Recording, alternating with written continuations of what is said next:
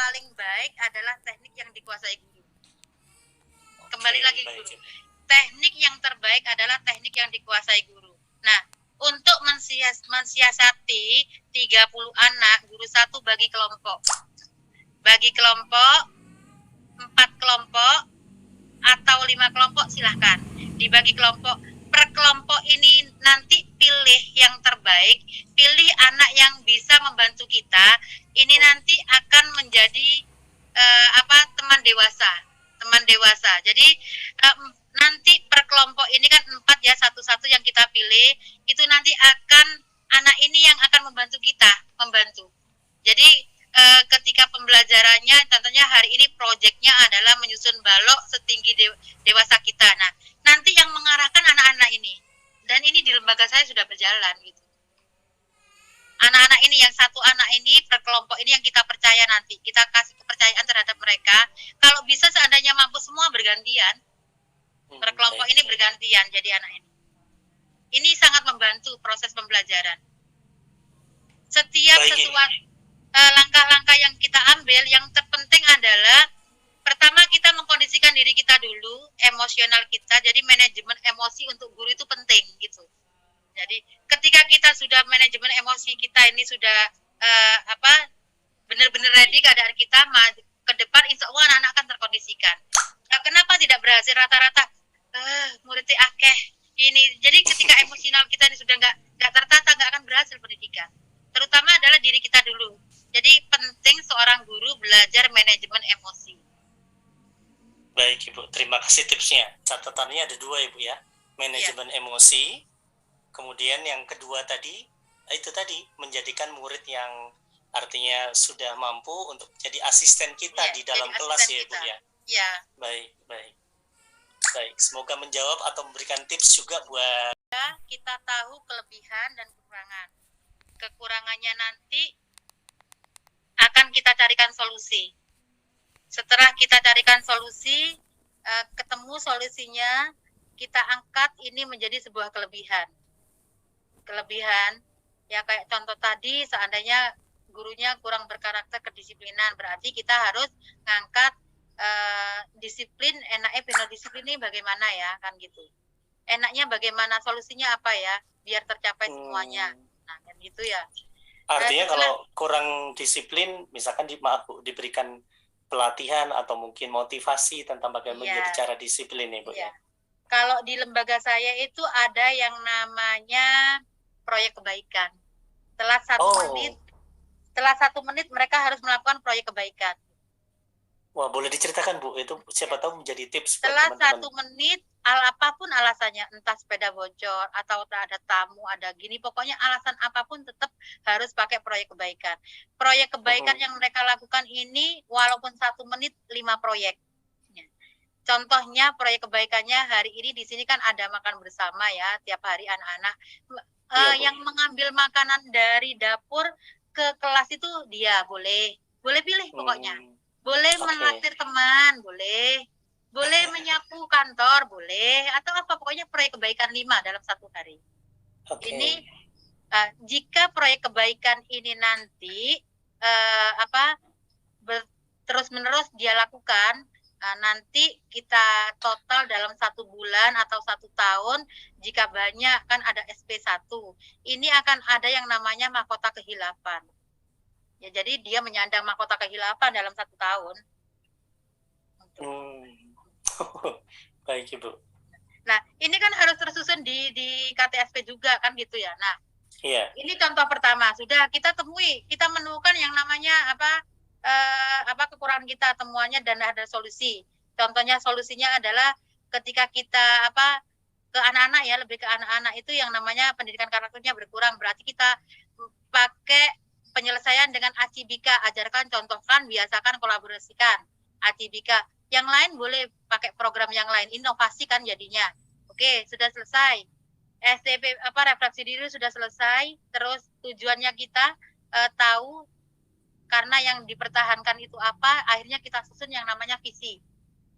Oh, kita sudah punya kekuatan karakter, berarti karakternya harus kita unggah. Ada di profil pelajar Pancasila, berarti tidak usah kita angkat, sudah cukup di profil pelajar Pancasila. oh anak-anak kita harus tangguh, berarti tangguh kita angkat. Ada nggak tangguh ini di profil pelajar Pancasila? Tidak ada, berarti kita tulis gitu. Terus habis gitu cerdas ada nggak di profil pelajar Pancasila? Tidak ada, berarti kita tulis. Jadi tangguh, cerdas, lagi kreatif. Ini kan kata-kata ini kita ambil dari hasil refleksi tadi. Iya. Ya, hasil refleksi tadi kan itu. Setelah itu tersusun yang namanya tangguh, cerdas, sesuai profil pelajar Pancasila. Tersusun visi sudah ya. Nggak apa-apa walaupun satu kata yang kita tambahkan, yang penting ada komitmen kan gitu. Nah, visi sudah jadi. Setelah itu kita menyusun yang namanya menyusun namanya kalender pendidikan. Tetapi sebelum menyusun kalender pendidikan ini, yang namanya RKT harus jadi dulu. Rencana kerja tahunan. Rencana kerja tahunan ini hasil refleksi juga. Untuk bisa mencapai ACIBIKA ini di karakter otomatis ini kan di standar nasional pendidikan yang pertama kan di SIPPA-nya ya. Ini berarti ini standar kelulusannya ya. Oh, ACIBIKA-nya. Berarti ini kita jadwalkan juga bagaimana teman-teman ini pendampingan ACIBIKA-nya di bulan apa? Berarti Juli. Tuh. Terus untuk pendampingan bisa memahami penyusunan KUSP-nya bulan apa? Juli. Ini RKT-nya jadi dulu. Jadi visi jadi, RKT jadi. Setelah RKT jadi, RKT otomatis ini hubungannya dengan kalender pendidikan kan? Iya. Ya. Jadi setelah jadi semuanya kita susun yang namanya kata pengantar dulu. Terus profilnya sekolah kita hari ini bagaimana? Yang tadinya kita pakai metode ini sekarang berubah jadi ini. Yang tadinya karakternya nggak ada, kita angkat karakternya ada gitu. Jadi langkah-langkahnya seperti ini. Baru kita terapkan yang latar belakang. Latar belakang penyusunan KUSP. Butuhnya KUSP untuk acuan pendidikan kita. Memasukkan karakternya, ini ceritakan semuanya. Jadi guru-guru kepala sekolah ini memang harus belajar mengarang. Belajar menulis memang harus seperti itu. Kalau gini kan sudah ketemu semuanya. Iya kan? Ya, tinggal memasukkan. Dipahami ya? Apa kurang jelas?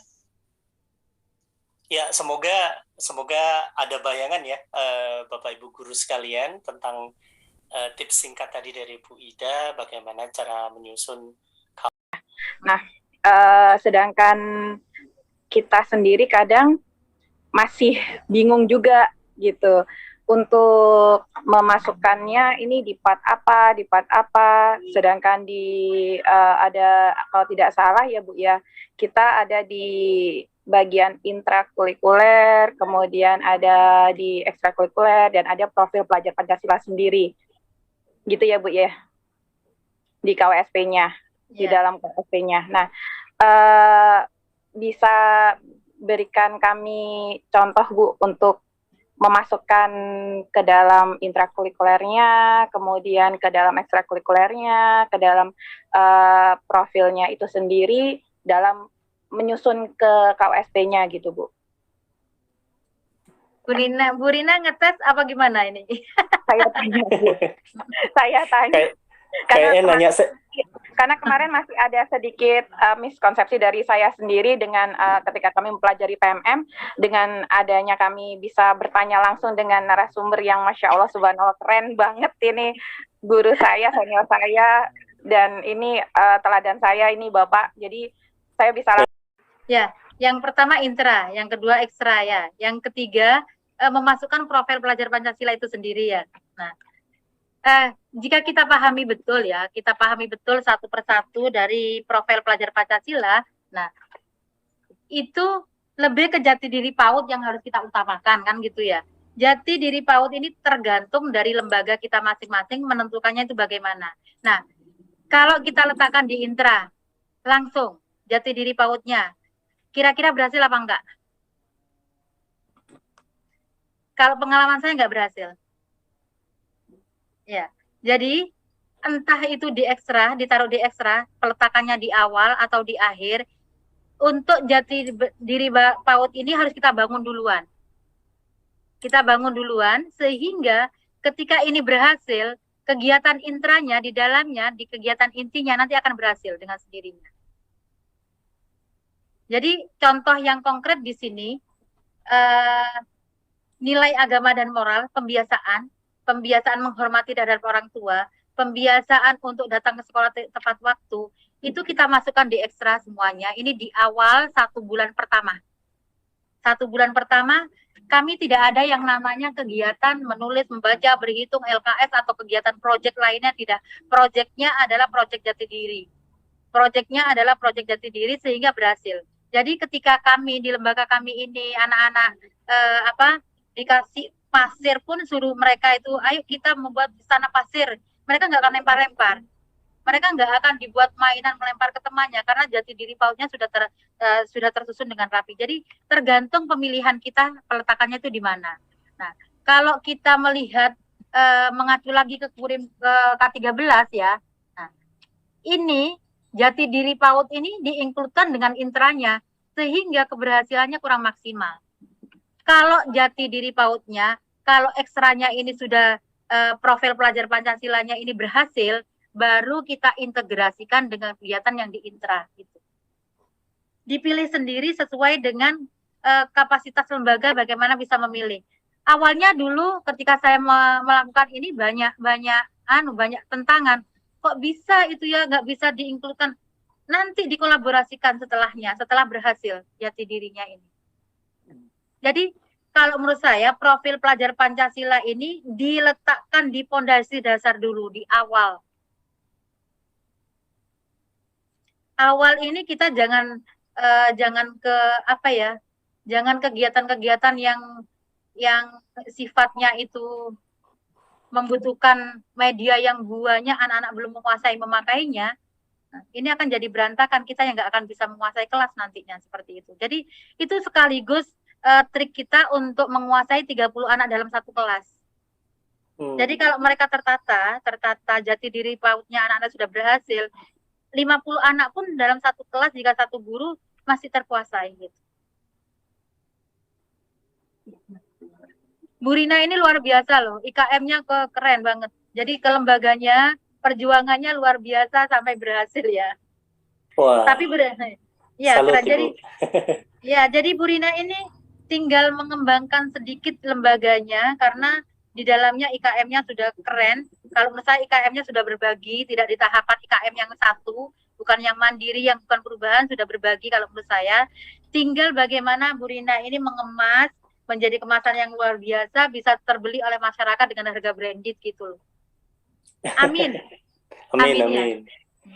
Baik Ibu Ida, terima kasih atas penjelasannya. Saya tadi tertarik pengkondisian anak ketika baru awal tahun pelajaran itu Bu, kalau saya tidak salah ingat kalau di sekolah Ibu itu sekitar 1 bulan ya Ibu ya? 1 bulan sampai 2 bulan. 1 bulan sampai 2 bulan, jadi mereka betul-betul tergantung dari kebutuhan kita. Oh, jadi mereka betul-betul belajar misalkan bagaimana cara ngantri gitu Bu, atau ya hal-hal yang simpel tapi yang artinya mereka taat aturan Ibu ya? Iya, betul. Jadi contohnya kalau masuk kelas, mereka harus ketok pintu dulu, tok-tok, assalamualaikum. Jika ada orang di dalam kelasnya, bolehkah saya masuk gitu. Sebelum mereka mengizinkan yang ada di dalam, mereka nggak akan masuk. Jika di dalam kelasnya sudah menjawab waalaikumsalam, boleh silakan masuk, baru masuk. Dilihat dulu, yang masuk pakai kaki kanan apa kaki kiri. Harus kaki kanan dulu. Kalau kaki kiri, mundur lagi, harus masuk lagi. Itu butuh waktu. Ya. Baik. Jadi artinya setelah itu pengkondisian itu berjalan dengan baik, nanti istilahnya ketika sudah masuk melalui materi atau proyek atau kegiatan di dalam kelas, anak-anak akan mudah untuk guru mudah untuk menghandle anak-anak di kelas Ibu ya. Iya, betul. Baik, terima kasih. Ini tips yang menarik sekali Bapak Ibu sekalian. Jadi komitmen kita adalah seperti komitmen saya awal, mendidik dengan hati, dari hati untuk hati dan sepenuh hati. Oke. Terima kasih Bu Ida.